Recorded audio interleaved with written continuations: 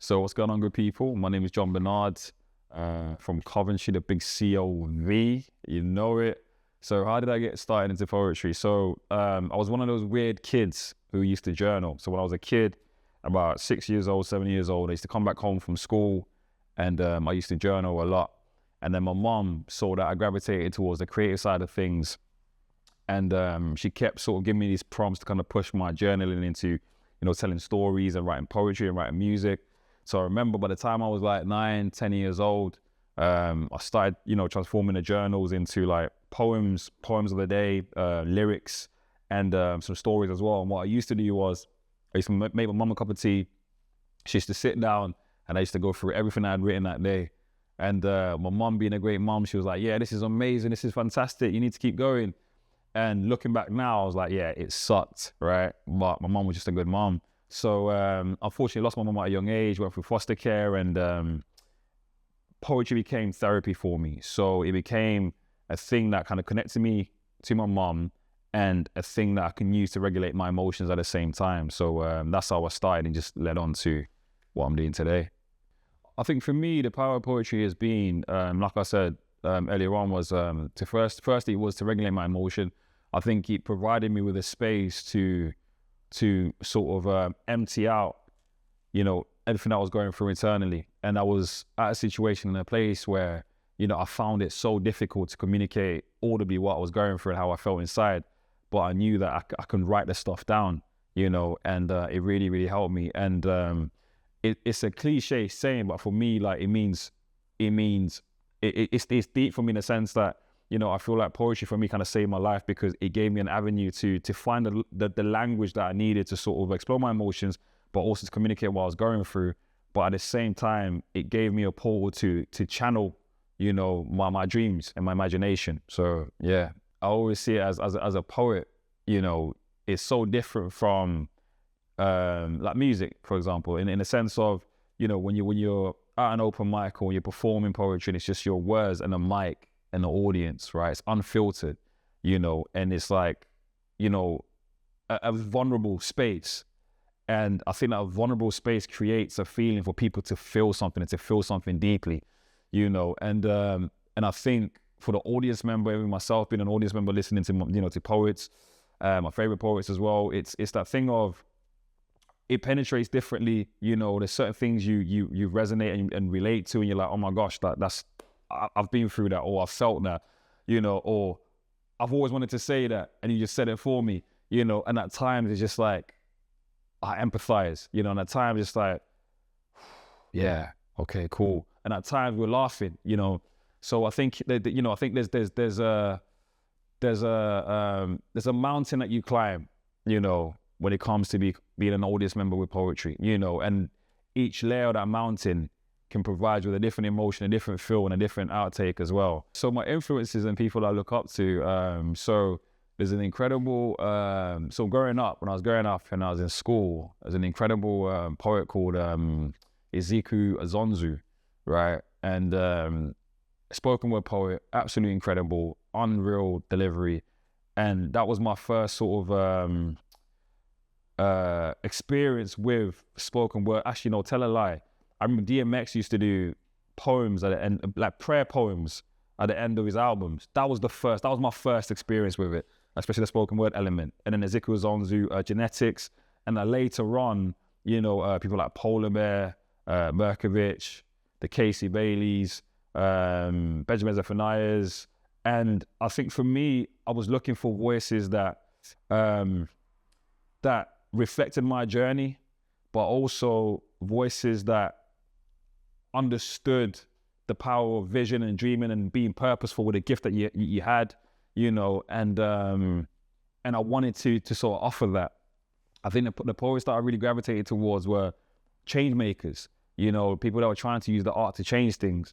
And I really gravitated towards that because I was like, you know what, you can use this gift that you have to bring a change, to bring a difference to the next generation, so, and I think for me, that was the biggest thing that I was influenced by, so yeah.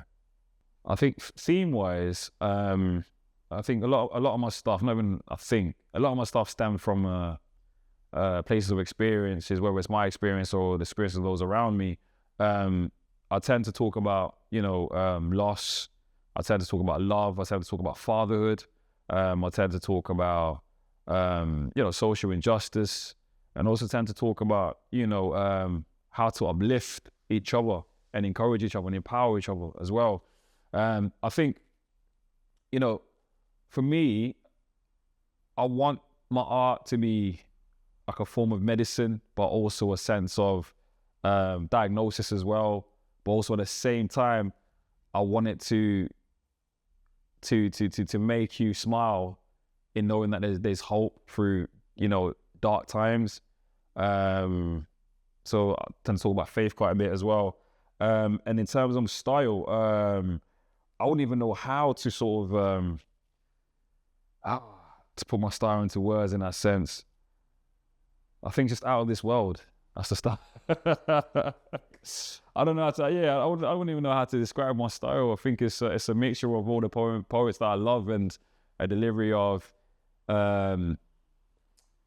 everything I've grown up listening to, reading, loving, all put into this one space, and became John Bernard. So yeah, I don't know how to describe that one. Yeah. Yeah, so the poetry community in Cov, has grown a lot over the years, and I think we've been blessed to have so many pioneers, but also people who have created a huge foundation for young poets. There are things like Fire and Dust, where a lot of poets go, new, old, upcoming, doesn't matter, the space is there, and it's a really comfortable and safe space to explore and experiment your poems. And there are pioneers that have put themselves on a line to make sure that the scene has a poetry scene, so big up Rafe, Anthony Owen. In fact, Anthony Owen, just gonna put it out there, when I first started doing poetry and performing out, I remember him coming up to me and saying, you got something special here, and I was like, what, me? He's like, yeah. And he was like, I remember he put a Facebook message and he was like, I heard this kid, if anybody can help him, guys, listen.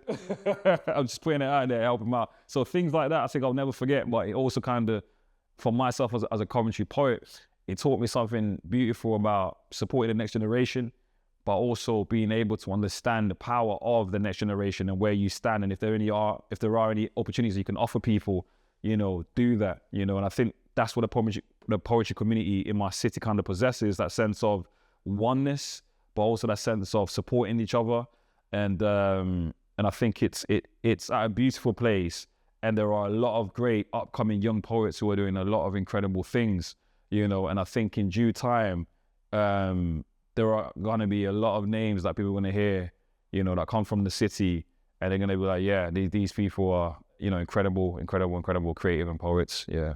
How does it feel to go on stage and be vulnerable? I think for me, it's like a fish in water, in a sense that, you write stuff and, you got stuff inside you that you want to release, but also it's the point of where it's almost like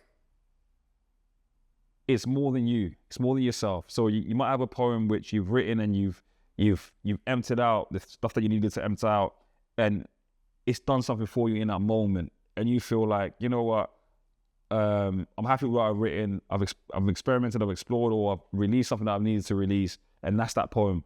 But then you perform it to an audience, and somebody receives a different message from that poem, and that different message is a layer that you never saw in that poem. You know what I mean? And I think for me, that's the beauty of it. And I remember there was a school that I went to, and I did one of my poems that talks about mental health. And I remember there was a 16-year-old lad that came up to me afterwards and he was crying. And this was an assembly filled with like 200 kids. And I remember him saying to me, like, just listening to you talk about mental health in that way, something just hit my heart, and I broke down, and I needed to talk about my journey, And for me, that's when I saw poetry in a different level, especially the performance side of things. It almost felt like this is beyond me, and it's more than me being a performer or a poet. It's also like whatever message that poem needs to convey or communicate to the audience, it will do just that. I'm just a vessel, you know, and it's outside of me, you know, and I think that's where I've looked at it. So when I stand on stage and you know, it's no longer in a sense of, oh yeah, I'm gonna perform this. It's a sense of, you know, it's almost like speak through me, like let whatever word or message is meant to impart or touch somebody, it's just gonna happen that way, you know. So yeah, so being on stage excites me, man, because again, it's like I'm a messenger, and the poems are gonna do what the poems are gonna do. Yeah, I think I'd love to have a collection out. I'd love to win a T.S. Eliot Prize, like most of the GOATs have. But also most important of all, you know, I'd love to be in a space where I've created a situation where the next generation of poets have something to aim for as well. I think it's so important. And we're having this discussion, obviously, before going on camera.